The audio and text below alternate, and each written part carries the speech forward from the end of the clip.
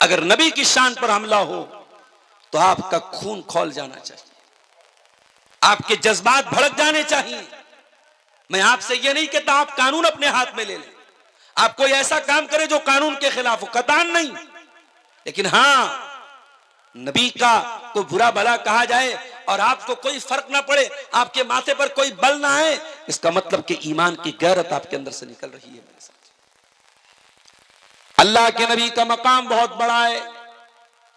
जब जब नबी के ऊपर हमला किया गया, नबी को बुरा भला कहा गया, अल्लाह ने कुरान में अपने नबी का डिफेंस किया। अल्लाह के प्यारे नबी सफा की पहाड़ी पर चढ़े, अपने सारे खानदान के लोगों को इकट्ठा किया। सारे खानदान के लोग जब जमा हो गए, इकट्ठा हो गए, सारे लोगों को जमा करने के बाद आपने फरमाया कि ऐ लोगों, अगर मैं तुमसे यह कहूं कि इस पहाड़ के पीछे बहुत बड़ा लश्कर है जो तुम पर हमला करने वाला है, हल अंतुम मुसद्दिकिया, तो क्या तुम मेरी बात का सत्यापन कर लोगे? क्या तुम मेरी बात को सच मानोगे? क्या तुम मेरी बात की तस्दीक करोगे? सारे लोगों ने बैक जुबान कहा, हां ऐ मोहम्मद, हम आपकी बात को सच मान लेंगे, क्योंकि आज तक हमने आपको झूठ बोलते हुए नहीं देखा है। मा जर्रबना का इल्ला सिद्का, हमने जब भी आपको देखा, आपको सच बोलते हुए देखा, कभी झूठ बोलते हुए नहीं देखा। इसलिए अगर आप ये बोलेंगे एक लश्कर हमला करने वाला है, हमें कोई डाउट नहीं, संदेह नहीं होगा, हम फौरन मान लेंगे। आपने फरमाया, ऐ मेरे खानदान के लोगों, ऐ मेरे दादा की औलाद, ऐ मेरे परदादा की औलाद, ऐ बनी हाशिम, ऐ बनी अब्द मनाफ, ऐ बनी अब्दुल मुत्तलिब, कान खोल करके सुन लो, मैं अल्लाह का आखिरी नबी हूं, मैं अल्लाह का अंतिम संदेशता हूं, लास्ट मैसेंजर हूं, आखिरी नबी हूं, ला इलाहा इल्लल्लाह का पैगाम लेके आया हूं।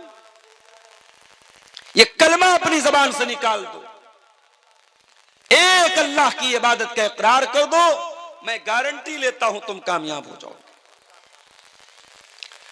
ऐ मेरे खानदान के लोगों, ला इलाहा इल्लल्लाह पढ़ दो, तुम कामयाब हो जाओगे। व तमलिकुल अरब वल अजम, और अरब व अजम के मालिक बन जाओगे। और अगर तुम मेरे ऊपर ईमान नहीं लाए, मैं बहुत बड़े अजाब की से तुमको डराने आया हूं, बहुत बड़ा अजाब तुम पर आने वाला है। नबी ने अपना मैसेज दे दिया, अपना संदेश दे दिया,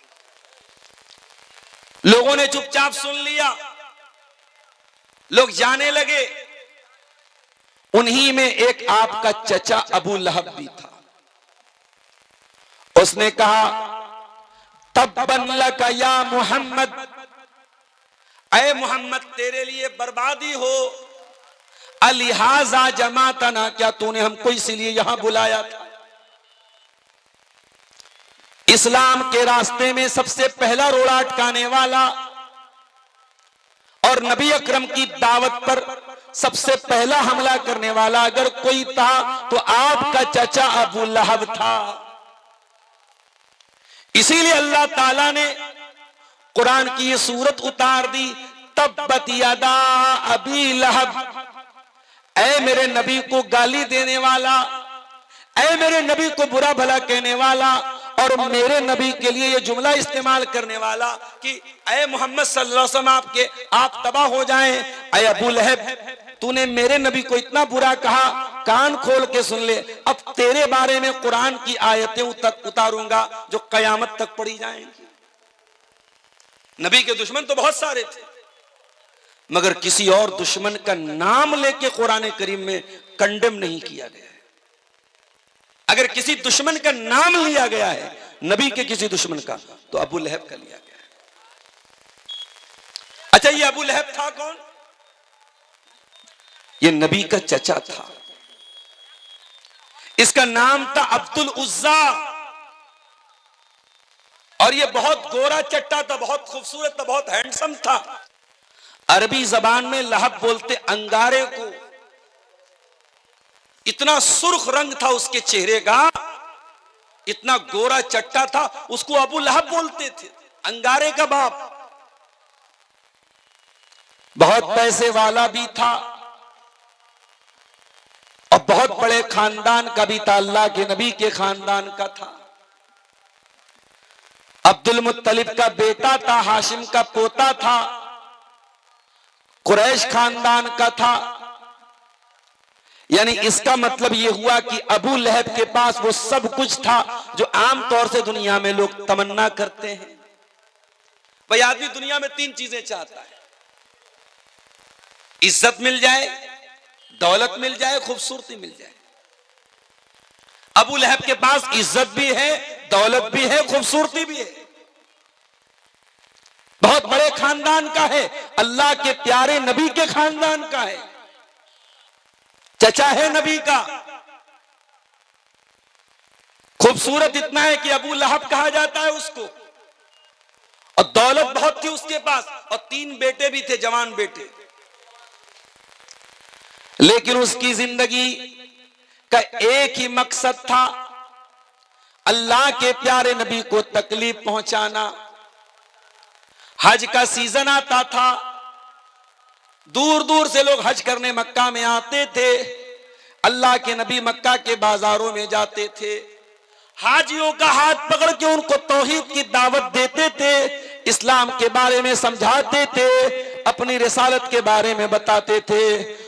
जब अल्लाह के नबी लोगों का हाथ पकड़ पकड़ के इस्लाम के बारे में समझाते थे, पीछे पीछे आपका चचा अबू लहब आता था और कहता था, इसकी बात न सुनना, इन्नहु साबी, ये तो साबी है, ये तो बेदीन है, ये तो पागल है, ये तो शायर है, ऐ लोगों मेरे भतीजे की बात मत सुनना।